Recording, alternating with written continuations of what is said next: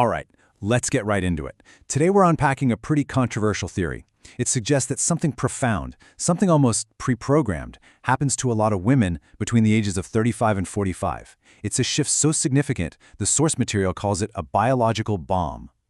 Yeah, that's the provocative claim at the very heart of this idea. And get this, the source argues this isn't some metaphor for just growing apart.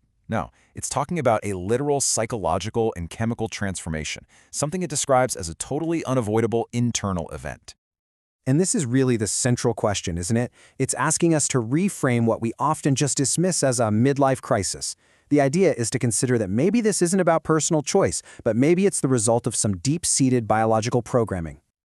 So, how does a transformation like this even begin? Well, according to this perspective, it all kicks off with one specific internal trigger, the crisis of value. The theory basically says that for much of a woman's life, her sense of worth is constantly being reinforced by external validation, attention. But when she starts to see that attention fade with age, it doesn't just hit her confidence.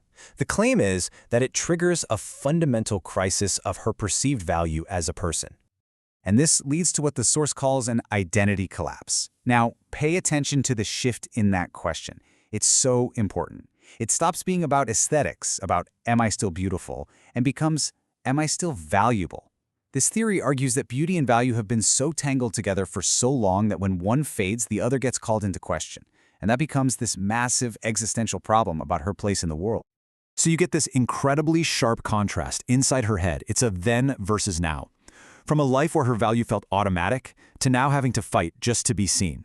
A sense of worth that feels like it's cracking, and this deep-seated terror of becoming invisible. This internal panic, the source claims, is the catalyst for absolutely everything that's about to follow.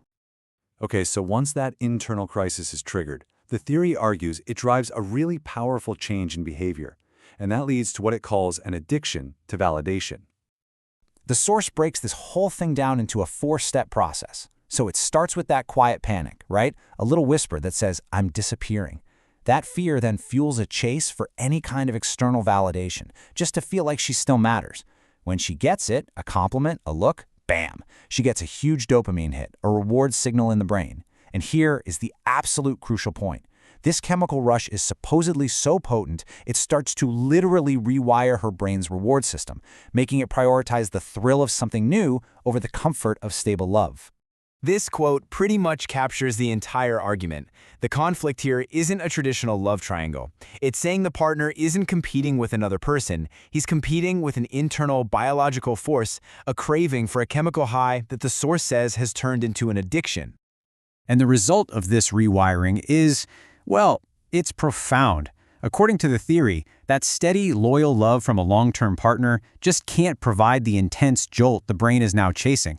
The husband, who might have once been the center of her world, becomes what the source calls background noise. Now, the source material also makes a really direct comparison between how men and women supposedly experience a midlife crisis, and it argues they are fundamentally different things. This chart lays out the key distinctions pretty clearly. The male crisis, it's framed as external, action-oriented. He's trying to do something to escape boredom.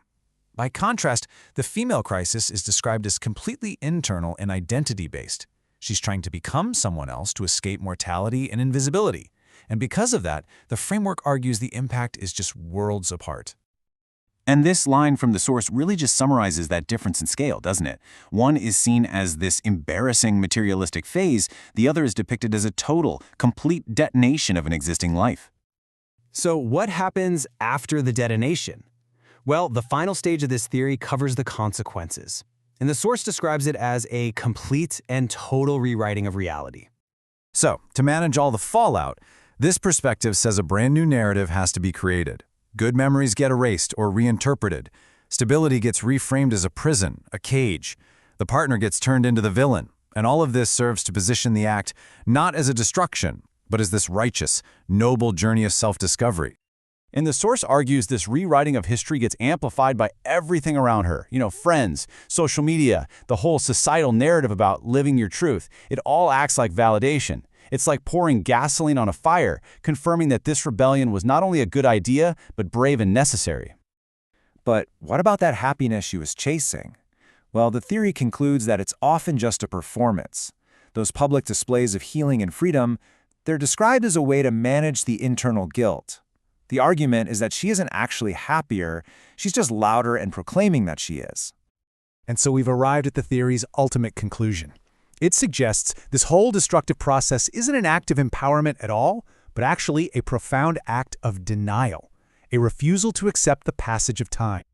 And that leaves us with this final question to chew on. Is this whole thing a biological inevitability? Is it a societal failure for tying a woman's values so tightly to her youth? Or is it simply a convenient narrative to justify personal choices? The source we've looked at provides one answer, but that's a question worth reflecting on.